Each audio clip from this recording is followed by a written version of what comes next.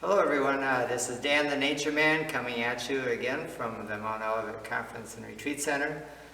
Today we're going to talk about hydrangeas, the elegant ladies of the garden. Now the past couple decades there's been an explosion of varieties of hydrangeas that have come out.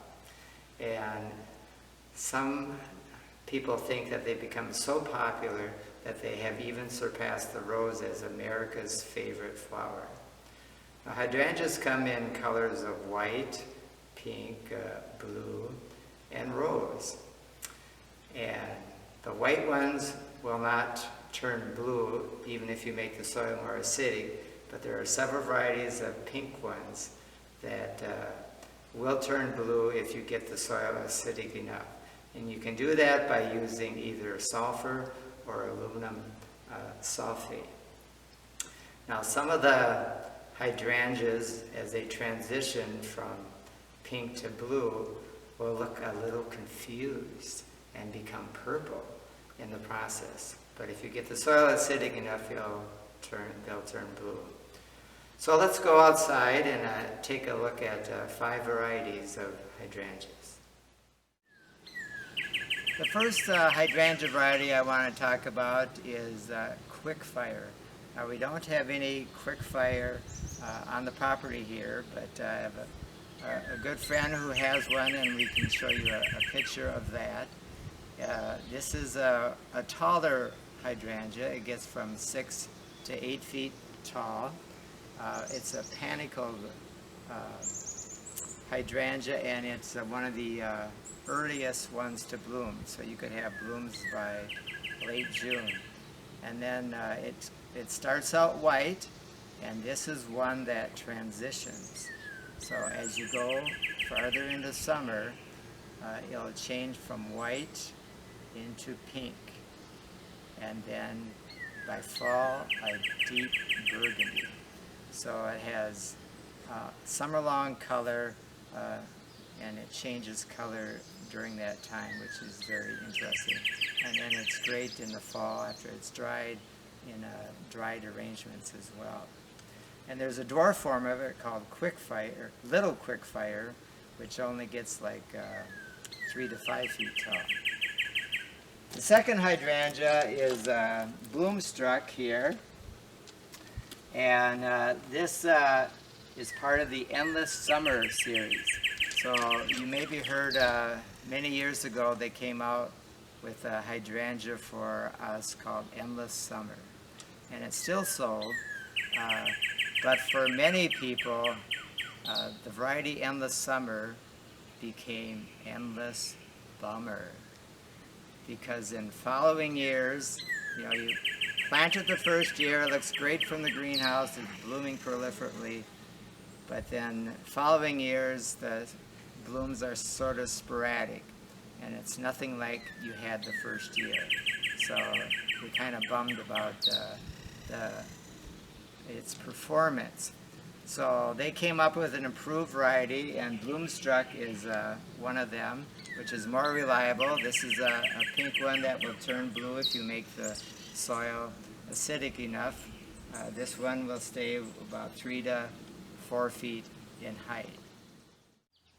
Over in this part of the garden we have 2 more varieties of hydrangea. This is one that I'm quite excited about.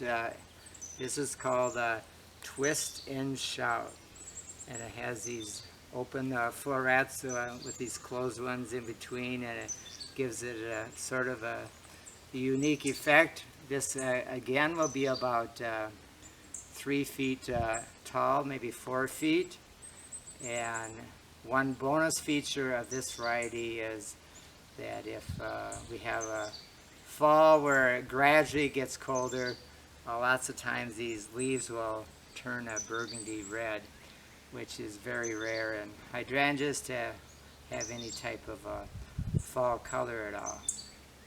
Now with hydrangeas in general, you're going to want to keep them on the moist side. They prefer morning sun and afternoon shade if you can provide it. And then another hydrangea, which I'm very excited about, It just came out last year, and this is Hydrangea Summer Crush. And this is another one of the improvements on the Endless Summer series, and it has these great big heads. This is considered like a mop head, like the Bloomstruck, a mop head hydrangea. And these will turn more purplish blue if you get the soil sitting up. Lots of people just like the pink the way it is here. And this is a little bit shorter. This is about 2 to 3 feet in height. So you can use it, different places in your garden. This is my probably favorite hydrangea.